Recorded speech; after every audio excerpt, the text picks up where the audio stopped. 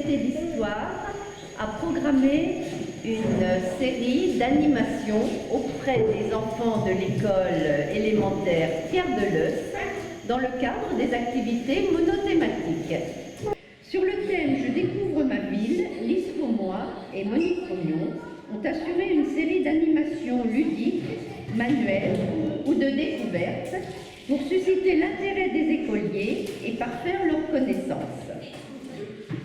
Donc à chaque couche, vous mettez un petit peu d'eau avec votre doigt pour que ça reste bien collé ensemble.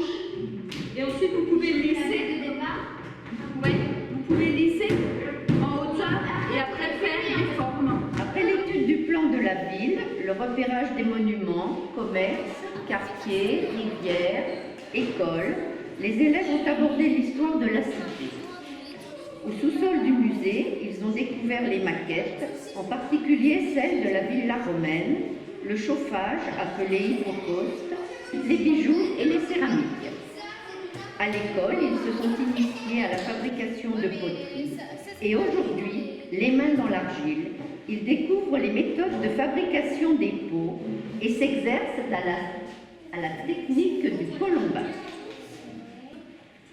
La prochaine séance sera consacrée à l'habitat dans le centre ancien, les matériaux, les colombages et les fortifications. En parallèle, les écoliers se sont initiés à la prise de photos et au cadrage vidéo.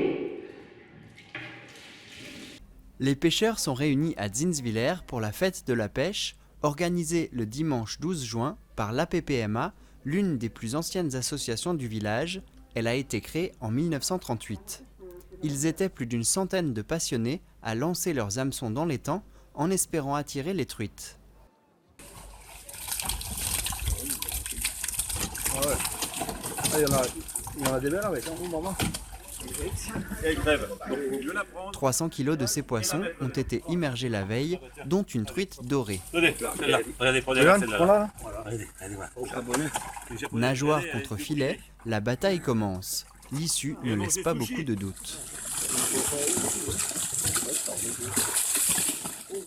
À midi, une pause s'impose autour d'un bon repas, puis chacun reprend ses cannes pour le 3e et 4e tour.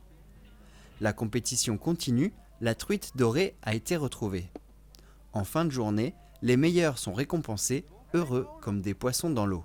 À noter, une matinée après concours de pêche loisir est organisée le dimanche 19 juin.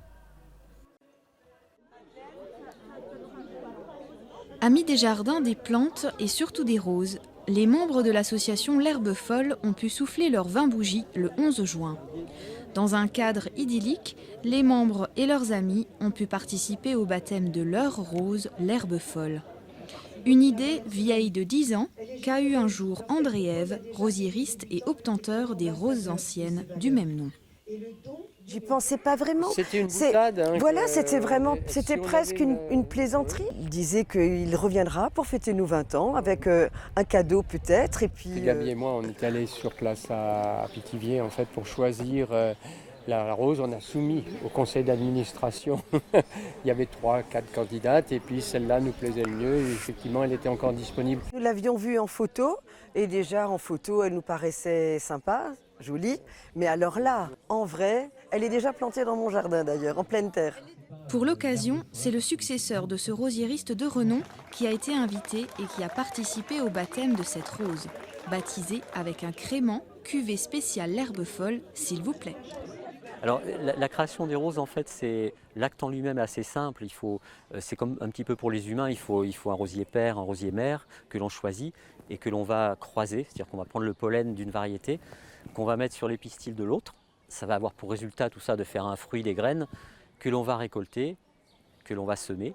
Et puis dans toute cette descendance, finalement, on va pouvoir sélectionner les variétés qui nous semblent les plus intéressantes. Et c'est pour ça qu'effectivement tous les ans je sème à peu près 30 000 graines et pour 10 ans après sortir à peu près 3 à 4 variétés.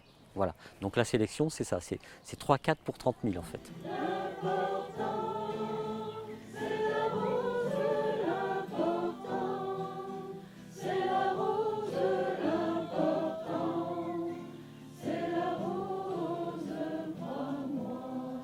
Très heureux et émus par le geste du rosiériste à leur association, tous les membres de l'Herbe Folle vont pouvoir partager cette rose dans leur jardin.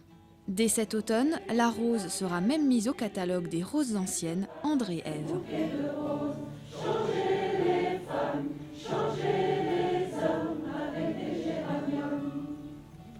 En raison des fortes précipitations qui ont eu lieu ces dernières semaines, le Falkensteiner Bar est finalement sorti de son lit entre la nuit de jeudi et vendredi.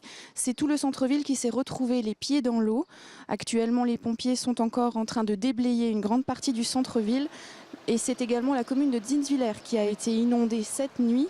Nous ne sommes pour l'instant pas en mesure de vous dire si la commune de Niederbronn fera partie des nombreuses autres communes françaises à être déclarées en situation de catastrophe naturelle. Artistes et touristes se rencontrent au Windstein le dimanche 5 juin, ou plutôt se retrouvent pour la 28e édition, une édition humide. À la fin de la journée, les tableaux sont exposés, les artistes ont été productifs, mais chacun dans son style, les couleurs sont tranchantes, on reconnaît les auteurs au premier coup d'œil. Je constate que aujourd'hui j'étais installé à un endroit, il y avait Bernard Mathès aussi, on a peint la même maison, puis c'est pas du tout la même chose. Hein.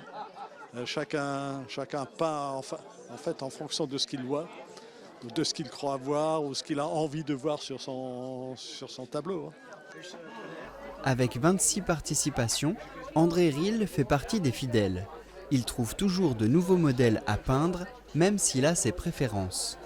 De temps en temps, je viens faire un saut ici, de toute manière, pour voir comment les choses changent, parce que ça a bien changé. Hein. Il y a des maisons qui ont disparu.